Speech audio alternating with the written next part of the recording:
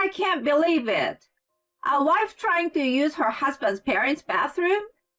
That's unbelievably rude. This is why I don't like those brought up by single parents. Since we got married, I have been trying to find out what my mother-in-law doesn't like about me, to the point where I could say that her hobby is bullying me. My mother-in-law has been bothering me a lot in this way. When I widened my eyes at the ridiculous comment about wives not being allowed to use the bathroom, she said, "Well, now that you know that, just go outside and do it. If you don't make it in time, you will be the one in trouble, right?" I left the house with a smile on my face, thinking it was her head that was unbelievable. 3 hours later, there she was in front of me. "No! Stop, please!"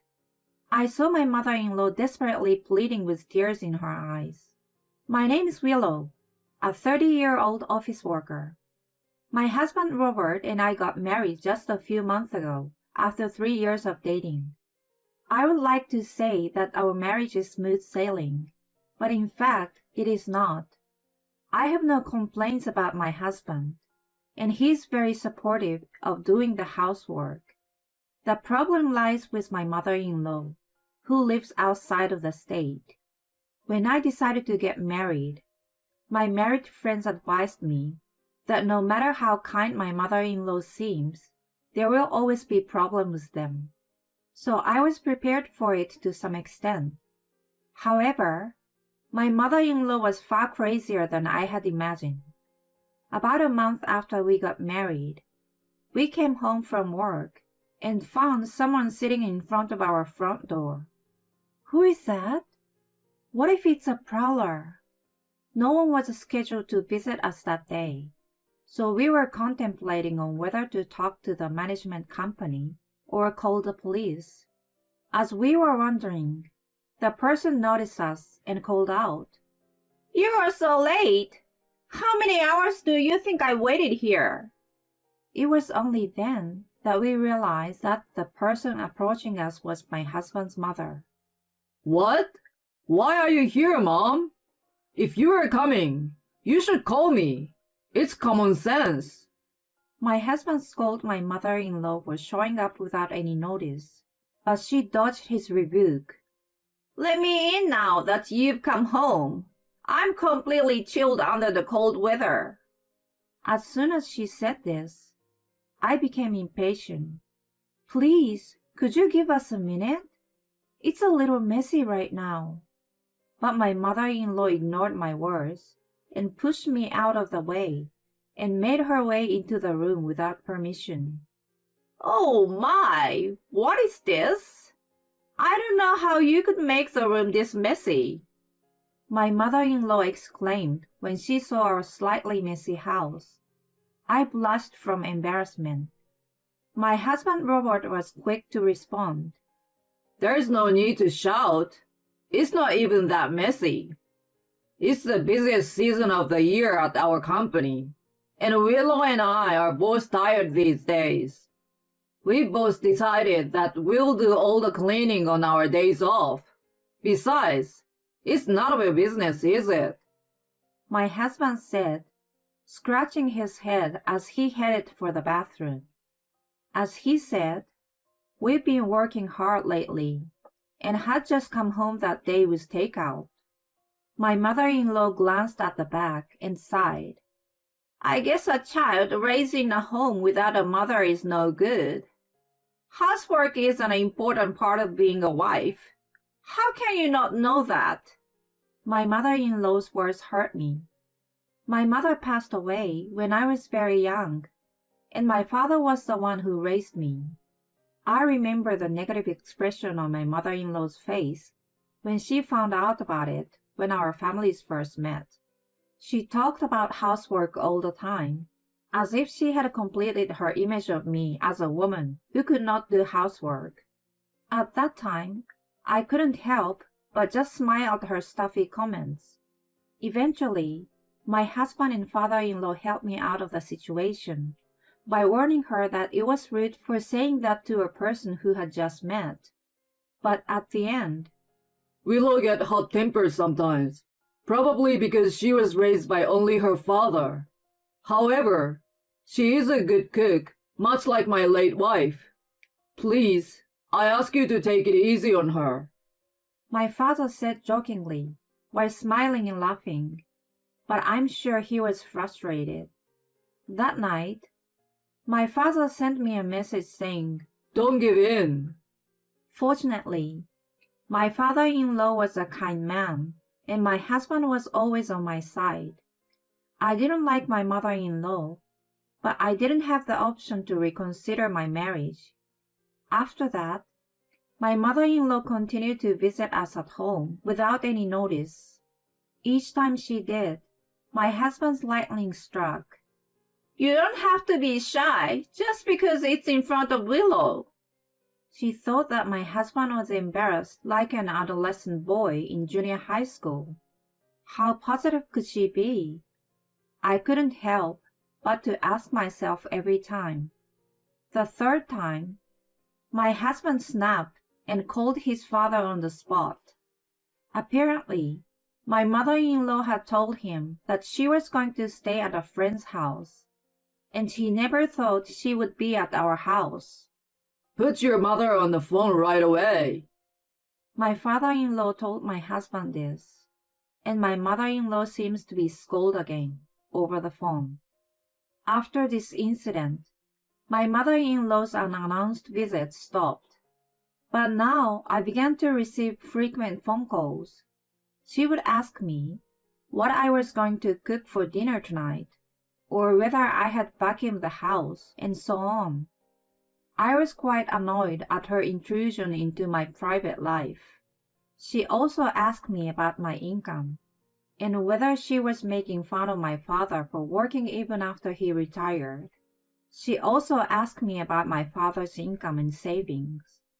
My mother-in-law was not afraid to ask me things that even our relatives wouldn't normally ask, no matter how close they were. Of course, I had no obligation to answer. Ha ha ha, I wonder how much. I just fake smiled and got through it. Although she was asking me so many unnecessary questions, my mother-in-law didn't talk much about herself. I remember a similar girl when I was a student. She was a gossip monger and took pleasure in the misery of others. It took a lot of energy to deal with her, so I reduced the number of times I answered the phone to once every 2 calls, then once every 3. Eventually, I started answering the phone every 5 times. Then, when I didn't answer the phone, she started blasting her little complaints to me into my voicemail. Don't get carried away, even though you're just a wife.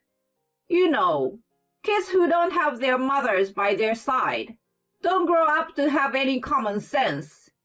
I can see it in your father. He looks like he has a low income and uneducated. And of course you're the same too. I didn't deserve to be told this much, just because I didn't answer the phone. In short, my mother-in-law hates me. If that's the case, I don't like her either. I don't care if she talks bad about me, but I don't allow her to talk bad about my father. We don't even have to get along. Fortunately, we live pretty far from each other, so I will keep a reasonable distance from her. I was still thinking that way at the time, but I had no idea that a few months later, I would find myself in such a situation.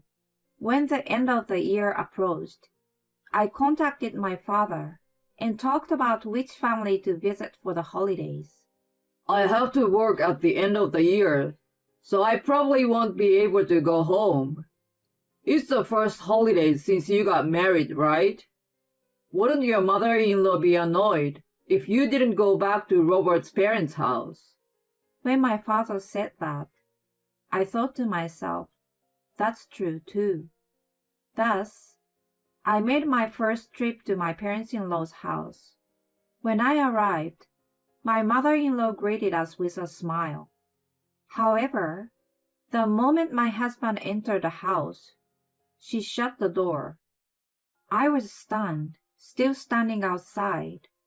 "Oh, I'm sorry. I didn't recognize you," says mother-in-law, who opened the door with a smirk on her face. "It's no big deal." I smiled back at her. Oh, I see. The Carter's family hasn't arrived yet. Carter is Robert's brother, who is 2 years younger than him. He has a wife named Maya. In fact, Carter and Robert got married respectively at almost the same time. So their mother was quite upset at the beginning of the marriage, because her beloved sons got married all at once. Maya, my sister-in-law, is a lovely, quiet girl. The type of girl I, even as a woman, would want to protect. While waiting for my brother-in-law and his wife to arrive, my mother-in-law and I began preparing the meal in the kitchen. She didn't seem to be amused by my surprisingly skillful movements. "Well, it's normal to be able to do this much.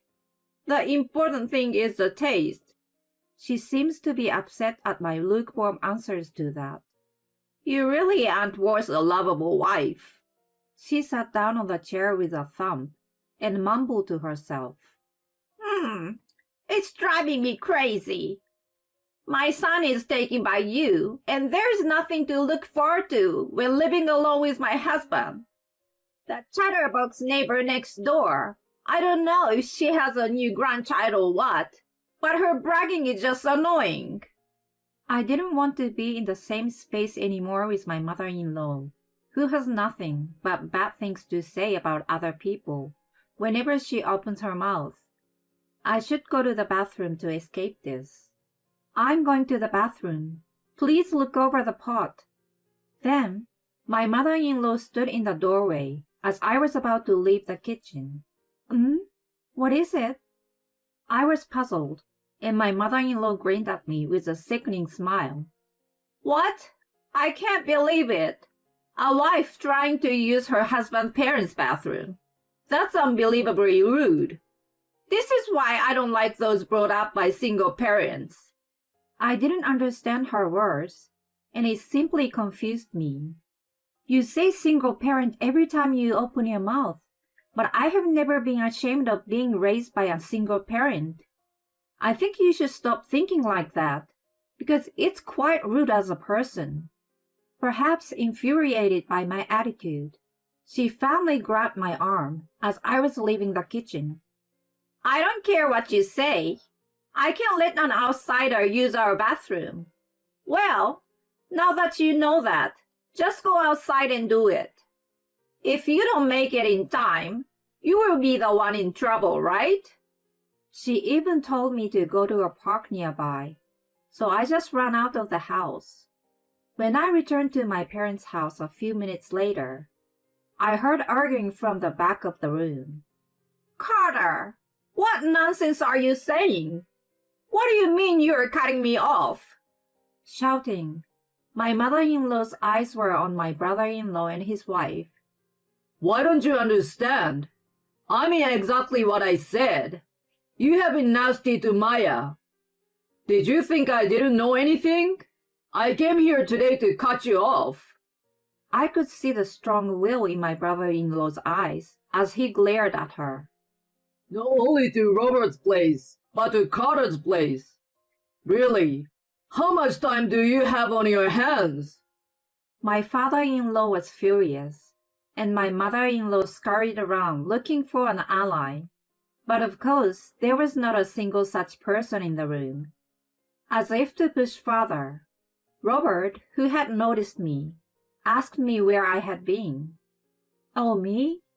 Your mother was very adamant about not using the bathroom in this house, so I barely made it." In contrast to my laughing, my mother-in-law's face turned pale, and her family member's face turned red and furious. No, I would never say such a foolish thing. You really are a bad person, Willow. How could you lie like that?" Obviously, I was not going to play along with my mother-in-law's action, so I reached into my pocket. "Well, Now that you know that, just go outside and do it. If you don't make it in time, you will be the one in trouble, right? What echoed in the quiet room was the exuberant voice of my mother-in-law. And so, I would never say, what was that again? I stood in front of my mother-in-law and pulled out the voice recorder I had in my pocket. When I got married, I received advice from many of my friends. I heard that there are nice mother-in-law in the world, but very rarely there are those who develop dementia only towards their wives. What they said yes to yesterday becomes no the next day. I even had a friend who referred the voice recorder as a bride-to-be's tool, so I took her advice. My mother-in-law was gritting her teeth, looking quite chagrined. Then the intercom rang. Oh my, we have a visitor. Look, let's put this conversation to rest. Perhaps thinking it was a chance to change the subject, she stood up and hurried to the front door. However, when she didn't seem to come back, we also went to the front door. No, I didn't mean to. My mother-in-law was having an argument with a woman around the same age as her. Then, the other woman noticed us. There she is, Robert's wife. When you came to my house earlier, you forgot your handkerchief, so I came to give it to you. I quietly approached her. Oh, thank you so much for your help earlier. I almost didn't make it in time. I accepted the handkerchief from the neighbor with a smile. Next to her, my mother-in-law's face was paler than before. The neighbor then glared at my mother-in-law. I was surprised when your daughter-in-law came to my house to use the bathroom. You should be nicer to your daughter-in-law, you know. Your son's wife is the best thing for your son once he's married. Well, maybe it's too late for the warning, though. The neighbor snickered at my mother-in-law and went back to her house. My mother-in-law glared at me. Why did you go to the chatterbox house out of all the houses? I told you to go to the park. Tomorrow, the whole town will be talking about it. When she told me to go to the park bathroom, I went straight to the neighbor's house without hesitation. What was on my mind at that time? Neighbor, neighbor, chatterbox neighbor. My feelings were bouncing. It seems that the relatives of the house next door were gathered too, and I could hear them enjoying themselves so much, even from outside. I rang the intercom, wishing I could have spent my time happily like that. A woman answered and asked who I was. I'm sorry to bother you so suddenly. I'm Willow, the wife of the eldest son next door. Could you please let me use your bathroom? They saw my face like I was about to cry and kindly let me into their house. When the neighbors heard what had happened, they were quite indignant and said that it was unbelievable. I forgot my handkerchief on purpose, of course. We came home today to break off our relationship. Robert, my husband, opened his mouth. The mother-in-law looked up, shocked that her too beloved son had told her that they were cutting her off. She looked as if it was the end of the world. Because I couldn't be helped. I missed you so much. You should at least understand how your mother feels. My mother-in-law cried out and went to her room. Her childish behavior made everyone in the room speechless. Feeling sorry to leave our father-in-law alone, I finished up cooking with Maya, and we sat around the table to enjoy the food. Perhaps envious of the laughter, my mother-in-law finally came out of her room. Willow, Maya, I thought to myself, from now on, we will be a family and we will get along without any secrets. At my mother-in-law's words, my in-laws' faces froze up and Maya looked frightened. I don't know what my mother-in-law was thinking, but I responded, No secrets, I see. I'm actually hiding something even from Robert as well. Seeing me so excited, my mother-in-law thought she had been accepted. What? You can't keep things between married couples, you know. Come on, talk to me. With that, I put my phone on the desk. Robert, I haven't told you this, but your mother and I are on the phone quite a bit. I've been so busy with work lately that I don't get to pick up the phone very often. But you see, your mother always leaves me a message. Contrary to my family members who listen carefully, my mother-in-law's face turns pale again and screams, "No! Stop! Stop! Please!" My father-in-law told her to shut up, and the only she could do was to hide her face. The room was filled with the abusive words towards me and the insults towards my father. When I finished playing everything, everybody was shaking from anger. Hey, you! Get out of this house right now! My mother-in-law, perhaps thinking she had no excuse, burst into tears and pleaded to her husband that she did not want a divorce. Carter, Maya, Robert, and I got up and headed for the front door. My mother-in-law rushed after us and said, "Please, I apologize, so please forgive me." By then, she looked like a monster with her makeup ruined. If you're going to cry, you shouldn't have bullied your daughter-in-law in the first place. Then again, my father does work, but it's not for lack of money. He is a board member of a company, so I think he has some money. But don't you think that's none of your business? Hearing my words, my mother-in-law fell silent. On the car ride home, I'm sorry, Willow. Because I talked to you about it, I guess I kind of dragged you into it. A few days ago, Maya had asked me for advice.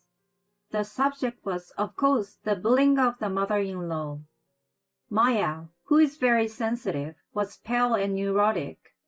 When I heard about them thinking of cutting her off, I discussed it with my husband, and we decided to do that as well. What are you apologizing for? It's not your fault at all. Maya was probably more hurt than I was. I was rather glad that she talked to me about it. Actually, I had already told my father-in-law about what we were thinking, and he said he would decide whether to get a divorce or not after seeing her behavior. It seems that my mother-in-law's behavior that day was decisive enough for a divorce, and a few days later, my father-in-law informed me about it. My mother-in-law's parents had already passed away, so with no one to rely on and no money to move far away, she had no choice but to remain in her hometown. It looks like she started working part-time, but the story about her had already spread within the small town. What?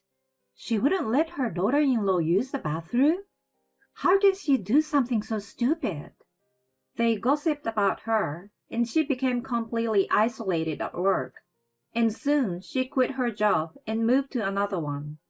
She got what she deserved, and she will regret it for the rest of her life. My father-in-law sold his house and moved near ours. My brother-in-law and his wife also live nearby, so the five of us often get together and spend our time happily around the dinner table.